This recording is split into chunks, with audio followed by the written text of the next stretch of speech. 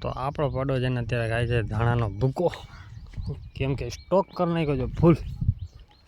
એટલે અડધી ભેહું આપણે અહીંયા છે, ગાયું અહીંયા છે, બીજી ગાયું આપણે સામે બાજુ છે, પાકડા બધી વધારે ઓલી બાજુ છે, કેમ કે એ માંડવીનો ભૂકો ખાય છે. અહીંયા અડધી ચણાની ખાડીયામાં મંડાઈ ગઈ. પાડાને આપણે ધાણાનો ભૂકો બહુ ભાવી ગયો એટલે એમાં ખાય છે. બાકી પાછળ ઢગલા પડ્યા છે વટાણાના છે, અને બાકીનો સ્ટોક હવે ભરવાનો છે. થોડોક હજી ભરવાનું બાકી છે આપણે અહીંયા. અને અત્યારે છે ને અહીંયા આપણે બધી ભેહું અડધી ખાવા આવી ગઈ છે. દૂધનો માલ અડધો અહીંયા છે અને બાકીનો માલ છે ઓલી બાજુના ભાગમાં. અને આપણી લાટકી કૃષ્ણ એ જે બાવરના પેડિયા પડ્યા છે એ ખાય છે. અને બીજો ડૂચો આપણો સ્ટોક કરવાનો આ પટો પડ્યો છે ખાલી, તો અહીંયા કરવાનો છે.